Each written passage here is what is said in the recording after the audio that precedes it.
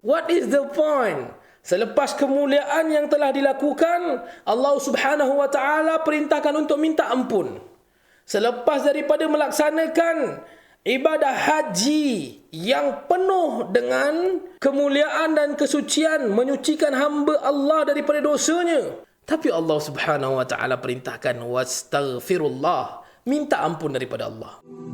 Jangan lupa like, subscribe, dan share. Hashtag Pasti Manfaat.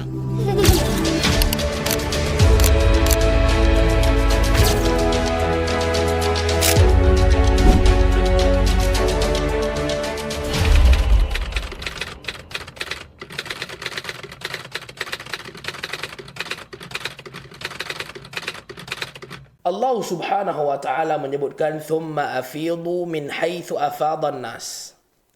Kemudian hendaklah kalian meninggalkan Arafah, yang mana itu adalah tempat orang ramai-ramai meninggalkannya. Allah highlight Arafah itu sebagai satu tempat yang dia mesti ditinggalkan keselarasan.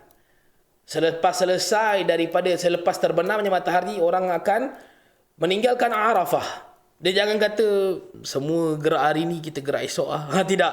Memang kena gerak hari tu, cuma macam yang saya bagi tahu, hakikatnya adalah kita tertakluk kepada jadual yang ditetapkan oleh pihak maktab. Bergeraklah meninggalkan Arafah, di mana tempatnya semua orang meninggalkan tempat itu. Wastaghfirullah, dan mohonlah keampunan kepada Allah. What is the point that Allah Subhanahu wa taala perintahkan untuk minta ampun? Ini saya pernah sebutkan dalam video dakwah saya yang lama, saya awal dulu, masa zaman awal PKP lagi. Saya sebutkan, idza jaa nasrullahi wal fath wa ra'aitan nasa yadkhuluna fi dinillahi afwaja fasabbih bihamdi rabbika wastaghfir. Dikurniakan kepada Nabi pembukaan Makkah. Orang ramai berpusu-pusu memeluk agama Islam. Kata Allah, sucikanlah Tuhanmu dan mintalah ampun daripada dia. What is the point? Selepas kemuliaan yang telah dilakukan, Allah Subhanahu wa taala perintahkan untuk minta ampun. Selepas daripada melaksanakan ibadah haji yang penuh dengan kemuliaan dan kesucian, menyucikan hamba Allah daripada dosanya, tapi Allah Subhanahu wa taala perintahkan wastaghfirullah, minta ampun daripada Allah. Ini kerana Allah Subhanahu wa taala Maha mengetahui akan hakikat setiap hamba. Allah yang menciptakan kita. Allah tahu di saat kita melakukan kemuliaan, boleh sahaja ada perkara-perkara yang merosakkan kesempurnaan ibadah kita. Bahkan Nabi SAW tidak terlepas daripada diperintahkan untuk memohon keampunan. Kata Ibn Abbas radhiyallahu an, apabila telah terbukanya Makkah, ini adalah indikasi, kayu ukur di mana Nabi SAW itu akan mendekati kematian. Maka Allah Subhanahu wa taala perintahkan untuk mohon ampun supaya dosa-dosa kecil-kecil yang sedar ataupun tak sedar diampunkan oleh Allah Subhanahu wa taala. Tuan-tuan, hidup ini adalah bagaimana kita memahami kesan dan akibat. Bila kita tahu buat ini, kesannya ini, akibatnya ini, maka kita perlu buat sesuatu untuk mendapatkan kesan dan akibat itu. This is the process that Allah Subhanahu wa taala perintahkan, ajarkan. Maryam diperintahkan untuk menggoncangkan pokok, kemudian jatuhnya tamar. Tamar jatuh itu adalah kesan daripada perbuatan Maryam menggoncangkan pokok ketika mana mengandungkan Isa AS. Maka kesan dan akibat ini penting untuk difahami, kerana itulah yang diajarkan oleh Allah Subhanahu wa taala. Kau nak diampunkan dosa kau perlu minta ampun. Walaupun kau adalah seorang nabi, seorang yang melaksanakan haji, dia perlu untuk istighfar, memohon keampunan supaya hajinya itu menjadi haji yang mabrur, bukannya haji malburu. Kan? Haji yang mabrur, haji yang bersih.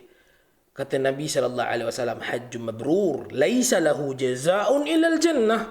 Haji yang mabrur, yang diterima oleh Allah Subhanahu wa taala, itu tidak ada baginya ganjaran melainkan syurga.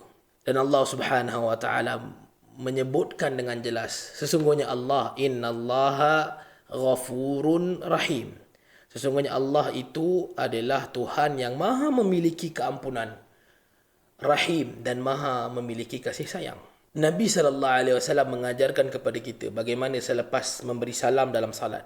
Assalamualaikum warahmatullahi. Assalamualaikum warahmatullahi.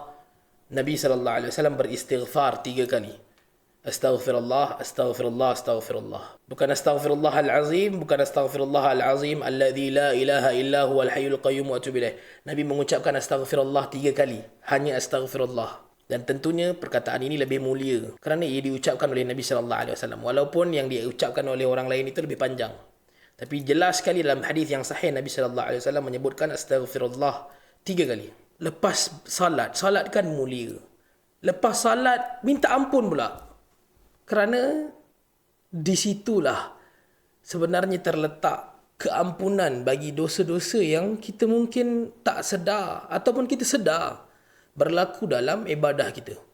Dalam salat kita, kita mungkin merasakan kita lebih bagus. Ana khairum min, aku lebih bagus daripada dia. Masalan saya sebagai imam, saya membacakan ayat yang best, yang saya rasa saya lah yang paling sedap sekali baca Al-Quran dalam tu. Urusan-urusan hati ini kita minta supaya Allah Subhanahu wa taala ampunkan kita. Abu'u laka bi ni'matika alayya wa abu'u